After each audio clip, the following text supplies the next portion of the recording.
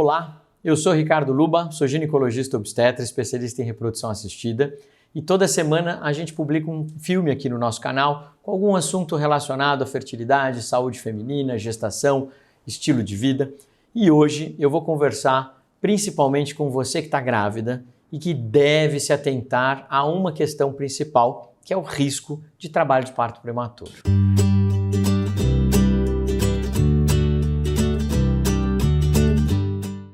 Muitos médicos acham que isso é um risco pequeno, que não deve se preocupar tanto, que é só ficar um pouco atenta, mas nos casos de pacientes que são submetidas a tratamento de reprodução assistida, eu particularmente tenho um cuidado maior em relação a esse risco, porque são pacientes que têm sim um risco maior de evoluir para trabalho de parto prematuro.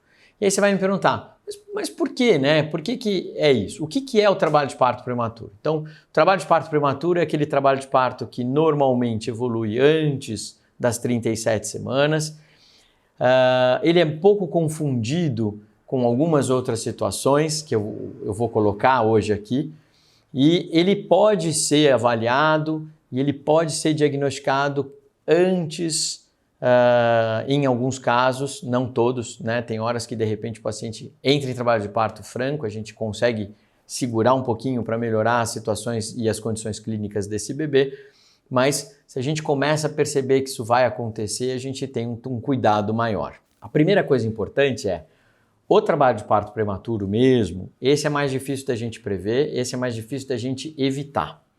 Mas existe uma situação em que a gente vai ter um encurtamento do colo, a gente vai ter uma dilatação desse colo e a gente vai ter, na verdade, a rotura prematura das membranas ovulares. E isso sim vai trazer um risco maior de prematuridade. Então, não de trabalho de parto, mas sim de prematuridade. Então, quando o paciente entra em trabalho de parto prematuro, a gente tem uma preocupação principal com o pulmão do bebê. Então, nós precisamos tentar inibir esse trabalho de parto dentro do possível, dentro das indicações, dentro do que pode ser feito, para ganhar tempo e fazer algumas medicações, como o corticoide, para melhorar a maturidade pulmonar. Quando a gente consegue fazer isso, hoje a gente tem uma medicação que é o Tractocili, que a gente consegue muitas vezes segurar pelo menos aí mais 48 horas antes de realmente entrar e evoluir para o trabalho de parto franco. Claro, se chega num processo muito evoluído, a gente não consegue fazer esse tipo de coisa. Mas nessas 48 horas a gente consegue medicar, fazer o corticoide, melhorar a maturação pulmonar e, claro, dependendo do tempo da gestação, ter uma evolução mais eficaz e mais segura para esse bebê. Quando a gente pensa em prematuridade, a gente tem que entender um termo que é a viabilidade desse bebê. Então, normalmente bebês têm viabilidades diferentes de acordo com o hospital. Então, as maternidades aqui em São Paulo, hoje, algumas maternidades de ponta já conseguem levar e evoluir bem bebês que nascem com 600 gramas, 700 gramas, 800 gramas. Quando eu fiz a minha formação, já tem aí 20 anos já, que a gente é formado já dentro como ginecologista, a gente tinha uma viabilidade próxima a 1 quilo. E hoje a grande realidade ainda em muitos hospitais é essa, de que você consegue tirar bem, e aí quando eu falo tirar bem, é que esse bebê vai sair bem da maternidade quando ele passa de 1 quilo ao nascer. Bebês que são menores, 400, 500 gramas, a gente já viu também ter taxas aí de boa evolução e sucesso, mas são bebês que sofrem mais nesse processo, são bebês muito novos, são bebês com 22, 23 semanas de gestação, e isso é um pouco mais difícil, mas a gente já tem casos onde a evolução foi favorável e, claro, né, a gente conseguiu tirar esses bebezinhos aí para casa, o que é realmente de uma imensa felicidade para os casais. O segundo ponto, então, é a prematuridade. E aí a prematuridade entra essa questão que eu realmente me preocupo muito, que é a incompetência istmo-cervical.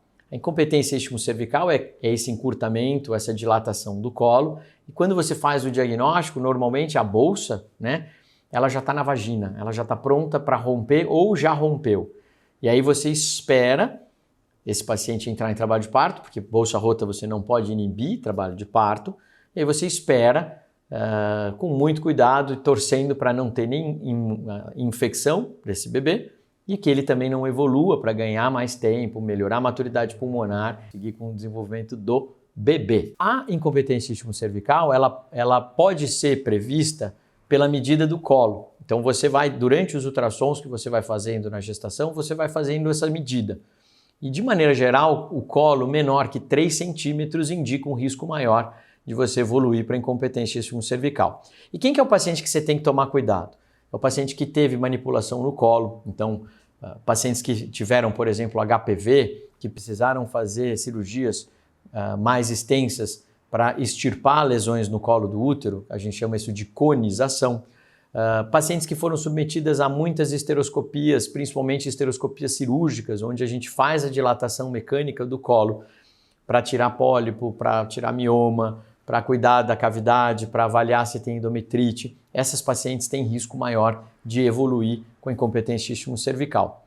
E medindo o colo, você pode, dependendo da idade gestacional, fazer 2 procedimentos para tentar fechar esse colo. A grande diferença do trabalho de parto é que no trabalho de parto você tem que tirar esses procedimentos que você faz para deixar evoluir. Você não pode deixar porque senão rasga o colo. E os procedimentos que a gente tem é a cerclagem, onde você dá um ponto mesmo, você amarra, dá um nó no colo.